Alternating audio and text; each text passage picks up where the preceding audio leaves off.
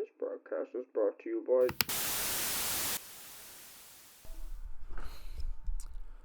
And so it begins. Okay, so welcome to week 2 of 365 Piece, where today I'm tackling the physics of animation. As much as I would love to jump knee first into drawing really cool fight scenes, I first need to understand how physics work in animation. Especially with One Piece, where there's a lot of action, because in order to animate even something as simple as this, I first need to know how a ball bounces. So without further ado, let's get learning. Now, something that I'll tackle more in depth later as I begin to work on in-between frames, but it is still good to know early on, is squash and stretch. This basically describes the process of emphasizing the movement and impact of an object to further exaggerate the cartooniness of it. Take this cube that I've drawn here. We can have it fall down like this, and that's really it, or we can exaggerate the dropping motion by having the cube stretch out as it falls to kind of imitate a faster falling speed. Now, it's important to have it keep its original volume despite how it's stretched, or else it's going to seem like it either grew or shrank as the animation progresses. The good thing about animation is that it's not really necessary to follow the laws of physics to a T, as this is a world we are creating, and we can stretch the rules of what's possible, especially if the scene calls for it.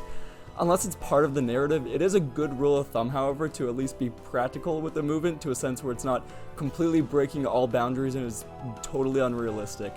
So at least it feels mostly contained to the same limits of our reality. This is all kind of conceptual and hard to really imagine what I mean without visuals, so let me show you what I mean. In this example of the physics of motion, I have this marble in a bowl that's going to roll around. And here we can see that obviously when I tilt the bowl, the marble will roll to where the most level surface is, now in relation to the bowl's rotation.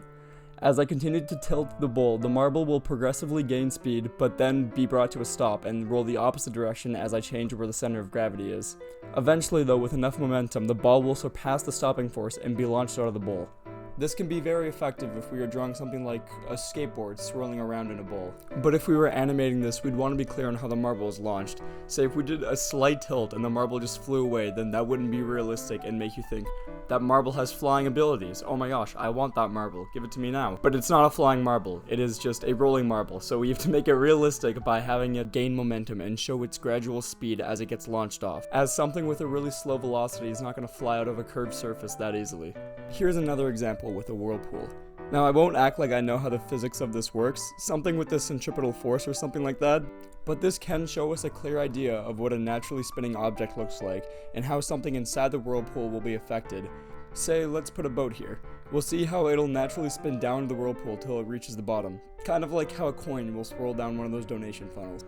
An unrealistic and not immersive way of animating this is just by having the ship go straight down like this. See, that doesn't make sense, and it doesn't look fun either. Wait, hold up now, that looks fun! The flour sack exercise is a basic practice created in early animation that revolves around stripping away facial expressions and leaving it all to gestures and body languages with a simple flour sack. This can easily be replicated with anything soft like a pillow, as its form is easily changed upon impact, which is perfect for exaggerating the weight of an object, just like what we did with the cube. This is also great for portraying feelings through body language, as the object being slumped over can represent feelings of disparity or boredom, and having it twisted like this can represent curiosity or paranoia. Something that's really important to note of is that good animation is all about timing.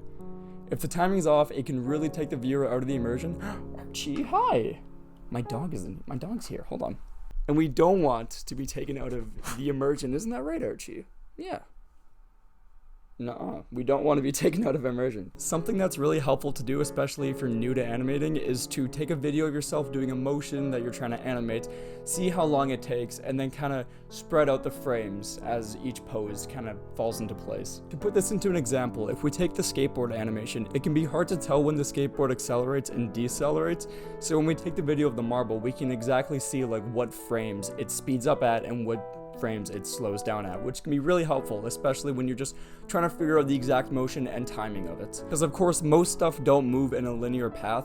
There's momentum and acceleration, so it's important to kind of get that down and figure out how the image should gradually space further apart as the frames progress. I think that was honestly it. I still want to keep things light to kind of get into this. I don't want to just jump into things immediately.